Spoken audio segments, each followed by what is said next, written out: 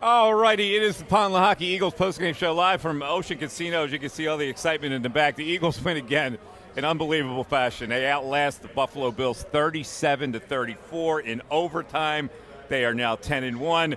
Kayla Santiago is going to join us in a little bit for the Diamond Debate of the day, and also the great John McMullen live from Lincoln Financial Field, who covered the game for us here at JAKIB Media. We'll hear from John in a little bit. But right now it's time for the player you can bank on, presented by First Trust Bank, the official bank of the Philadelphia Eagles. And for this, we go to the great Mark Farzetta. The player you can bank on. Can you pick one out today? There's a number we have not mentioned of all the numbers, and it's the most mind-blowing number. 7, Mike.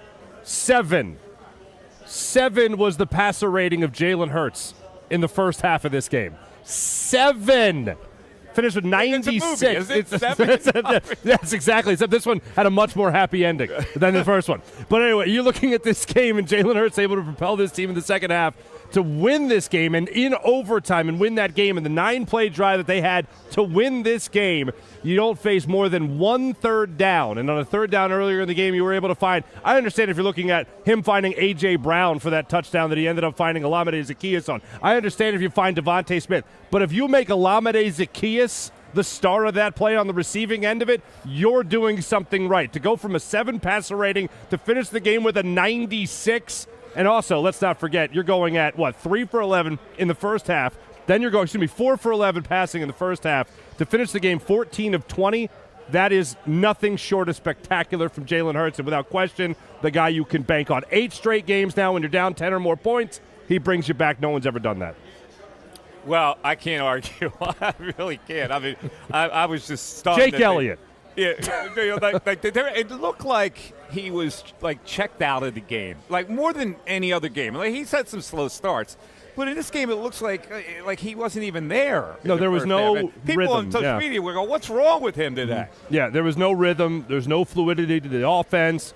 They look like they were having probably the worst time we've ever seen the Eagles have without Lane Johnson as their starting right tackle. And this is, of course, a very last-minute thing. You learn right before the game that he's got groin soreness and then won't be able to go, so Jack Driscoll's going to go up. They really look like they struggled to adjust, and we've seen them struggle in the past. Again, 9 games under 500 without Lane Johnson in the starting lineup, 22 for 33, and you look at some 11 games. And then you look at the situation like this. They come out, have nothing going for them offensively. And then all of a sudden, they start running the football. Things start to get established. Oh my! They did the thing. They did the cliche of actually setting up the pass by using the run, and that's where you start to see this offense really take off. I mean, listen. People are going to look at the numbers, and Seth's right. People are going to look at the numbers and go, "Look at that! Josh Allen outplayed him." The Bills really messed this game up. Because Jalen finished with 200 yards. He did throw for 3 TDs. He got sacked a couple more times. Josh Allen, meanwhile, went crazy, throwing 51 times for 339 yards and 2 touchdowns, and ran for even. He was unstoppable when he ran the football, and he bullied his way to a couple of first downs.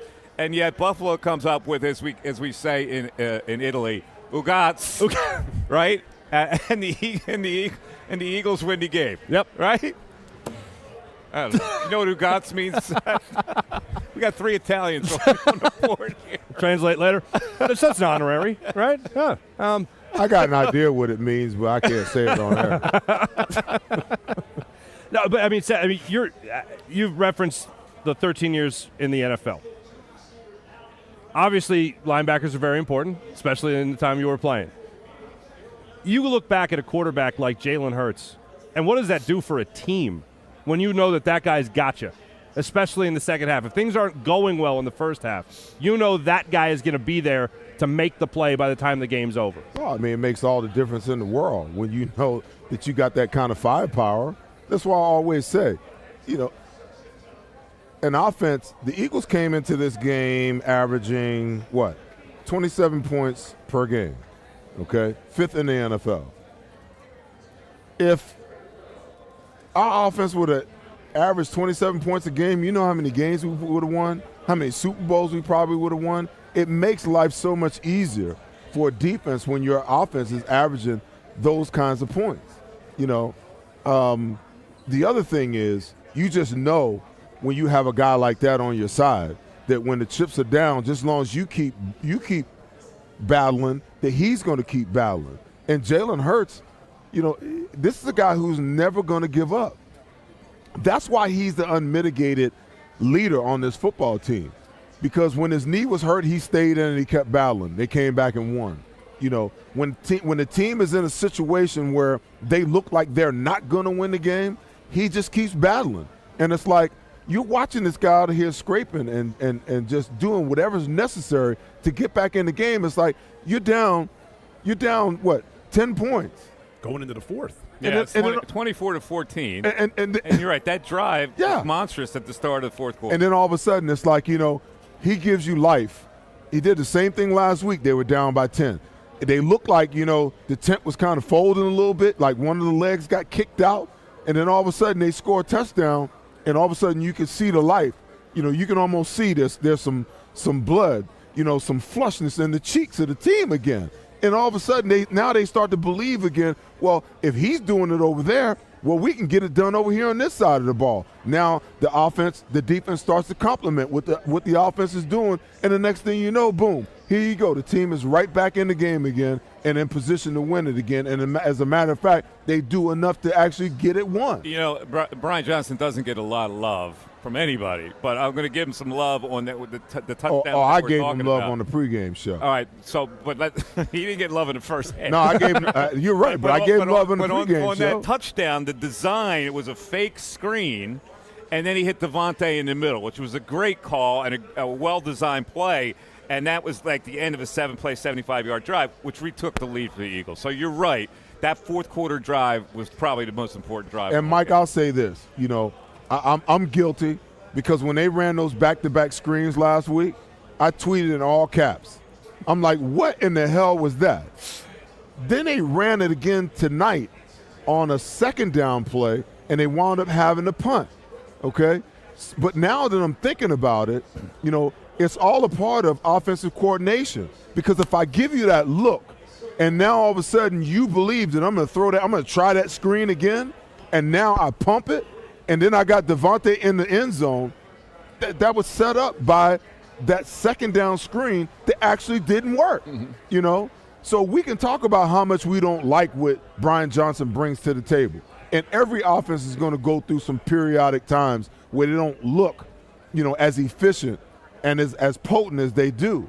But like I said in the pregame, you almost have to dig a little deeper into the game, and you have to watch the film to actually understand the coordination and why they're running what they're running and how it all works out. Because just because they run something in the first half and it doesn't necessarily work, understand that you're giving a snapshot. You're giving a picture to not only the defense, but the defensive coordinator. And they're taking that picture, and they're looking at it. Okay, what's the adjustment we're going to make if they give it to us again? And now they've got another play off of it that gives them success.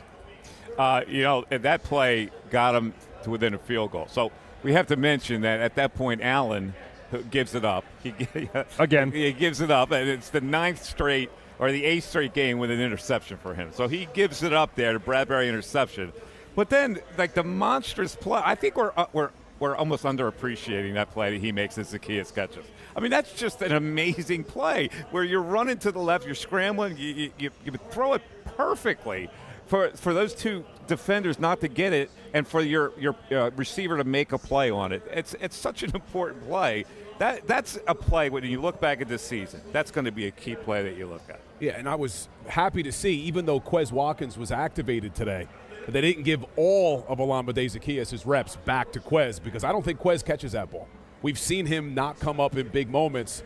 Olamide Zacchaeus, when he's had his opportunities, he's had some big plays. He's a fighter. He's more of a fighter than Quez. He's from Philly. That's why. Really. Wait, when's the last time you've seen Quez fight for a ball? Really? I don't want to put the guy down, but he looks like that he's an irrelevant part of this team at this point. Well, his speed is relevant, and that's why he's on the roster, and that's why they activated him, because with the roster constructed the way that it is, he's the fastest wide receiver that they have. So he's the guy that can run clear outs that get other guys open. So he's important from that standpoint. He's just not a guy. But every once in a while, teams are going to fall asleep on him because they're going to be like, well, they don't ever throw him the ball. He's a decoy.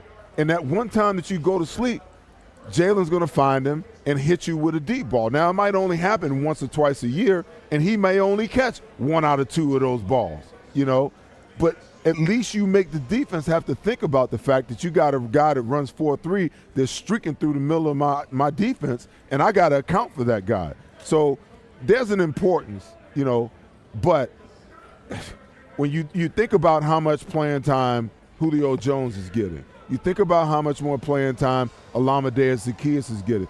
Think about how much 4 wide receiver sets you're seeing because now Dallas Goedert is out of the lineup, and they're going empty with five guys out with the running back, in the slot position. It's absolutely crazy, the creativity that you're beginning to see. And that keeps defenses from being able to bring pressure and be able to, it gives the offensive line a chance to give Jalen time to actually throw the football. We're looking at this game, Seth, and I know you hate to see them with 4 down linemen when the other team's running the football. They can't stop it out of 4, man. And the Bills, when they got down 28-24, their drive was based on running the football. They started to run the football, and every time you saw a 4-man front, you're screaming at the television. You can't stop. They don't stop the run with a 4-man front. They can't, and they can't because this to me is where, linebackers, the devaluation of linebackers for the Philadelphia Eagles is a major, major problem. It's because if you're a linebacker that's played a lot, and understand run fits, then you understand, how to play the run. You got 2 linebackers in the 4-man front. When they're standing back there, they're not sure what's going on. Well, I can tell you what's going to go on every single time. They're going to double team the 2 tackles, okay? And the longer that you as a linebacker stand back and watch that double team, you got 600 pounds that's pushing on 300 pounds in your lap. So by the time you react, now they come off the double team, and they've got push. As a linebacker, the minute that I see, I'm keying the lineman. That's part of the problem is they're probably not keying the lineman. They're looking in the backfield. So they're looking at what the running back is doing, and by the time they figure out which way he's going, they look up. The offensive lineman is on him. No, you got to key the uncovered lineman. The uncovered lineman tells you whether it's run or pass. And the minute that you get the double team, they got to come downhill right now and take that offensive guard off the double team. Because if they do, now they can get to their gap and their defensive lineman can fall in his gap because across the board, every gap is covered. But when they don't play that way, every gap isn't covered. Now you begin to create creases and seams in the defense because the linebackers aren't coming downhill fast enough. And then you turn around and you get the 5-man line. The issue with the 5-man line is you're weaker on the back end because you got 1 less guy, but you're stronger against the run because the 1 linebacker that's in the box, he's only got 1 gap to play. He's got that A gap to flow either way, once he starts to flow, he's unblocked the entire time. So just as long as they don't run that ball in the A gap, there's nowhere else to run it. And then with Carter and Jordan just tearing up the defensive front, more times than not, they become free hitters to the football and run situations. But they got to figure that out. They've got to figure out how to teach these linebackers, okay, how to fill their gap and how to get those double teams off our tackles in the 4-man front and how to flow and how to do it now, because the longer you wait, the more problematic it is. But really the problem today on defense wasn't stopping the running backs. They only averaged 3 yards a carry. It was stopping Josh Allen. He had 9 yards a carry. He ran 9 times for 81 yards. And now if Zach Cunningham's out, you already have Nakobe Dean out, would you make a move for Shaq Leonard? Would you bring him in? No, because listen, there's a reason why the Colts cut ties. They still owe him $6 million. As a veteran, they have to pay him. Yeah, you could probably get him for little or nothing, but if he could play, he would still be on the roster. If he could still, they got to pay him anyway, okay? So the reason why they let him go is because he's injured, he's not effective, he's not able to do what he was able to do last year. Now, if you roll into the offseason and you ask me that question, I say yes. You bring him in, you find out what the problems are, you try to get him healthy, you give him time to learn your defense, and then you might have a gem moving in the next year. But right now, listen, good teams don't cut good players, man. Good teams don't cut players who have something to offer. So I would say no. And a lot of people, I see them on social media and in the chat and everything else. Oh, we got to go get Shaq Leonard. If Shaq Leonard could play, he'd still be on their roster, plain and simple. There's something wrong, and that's the reason why they let him go. Well, the running backs, Bill, did hurt them on that drive where they took the lead because Cook had 11 and 11, and then Murray had a 13 and a 6, and then they had a 4. So all of a sudden they started running the ball there. And Buffalo did the same thing to the Eagles that the Eagles were doing to them. They would go empty, okay? The Eagles wanted to still play too high because they didn't want to give up anything deep, which now forced the last backer out of the box on the tight end to the 3-man side. So now when Josh pulled the ball down, you got 5 guys blocking 4. You just turn the 2-3 techniques out, and he just run it up the middle, you know? So they were doing the same thing that Jalen was doing to them. You weren't very happy with Tony Romo today. I want you to tell the people why. You thought he was cheerleading for the Buffalo Bills. Because he does. He does. The last thing Tony Romo wants to see is the Eagles do well, okay? and I get it. It's tough. It's tough because, you know, if I was in his shoes, you know, I would say there's a part of me inside that would be rooting for the Eagles to do well because I want to see them do well because I played the majority of my time for the Eagles. But when you're in that position, you've got to figure out a way to be, you know, a lot less biased. So for instance, okay, you talked about it earlier, the horse collar, okay? He's got him by the front of the jersey. It's pretty darn evident that he's not going to be able to get him down with one hand. How else is he supposed to get him on the ground? This whole horse collar thing is nonsense. The horse collar is when you're running and you grab the guy from behind and you drag him down that you might break his ankle or break his leg. But if you grab him by the back of the jersey and he's in front of you, that's not horse collar. No, but then he reached around from behind and grabbed him. They kept talking about it and talking about it. They kept talking about it like it was the most important play of the game. Shut the hell up. A play that was important in overtime was the roughing the passer on Nicholas Morrow. Some of us were saying, hey, that was a ticky-tack call. Mike thought he did throw the elbow. Shoulder at him. That was a flop. That was such a flop. The officials are looking for that when it's a quarterback. There's a chicken wing and a turkey wing, okay? There's a major difference between a turkey wing and a chicken wing. I am not going to sit there. I can't possibly that was sit a pigeon and wing. Complain about the officials today after the Bills got clipped. I mean, seriously, they got hosed in the first half, call-wise. I mean, throughout the game, 11 and 2. I think they got 11 penalties, and the Eagles got 2. If they were guilty of them, they were guilty. You think that the 4? They ended up with 4. Let me ask you a question. Back-to-back false starts. You think that the referees, if there's a call that's there to be called, that they're not going to call it? They missed a pass interference. I told you why they missed it. Did I not tell you? It's still a pass interference. You can't call it if you don't see it. You see that happen. On Darius Slay. You see that happen all the time. Now, if the hand was on the back of the jersey, that ref that's responsible for watching that would have seen it. But you got to give Darius Slay some credit. He grabbed him on the front of the jersey, and both players were backs were to the ref that's responsible for calling that, so he never saw it. All right, we're going to take a break. We'll agree to disagree. That's a veteran knowing the game. Some guy just gave me a pierogi coupon. I got 2 pierogi coupons. There you go. Free. Treat yourself. I'm a pierogi fan. Coming up is the Diamond Debate with Kayla Santiago. And hang on, because John McMullen time is coming soon on the Eagles postgame show, the Lehocky postgame show, live from Ocean Casino. We're back after this. And good play calling along the way. First and goal at the 6.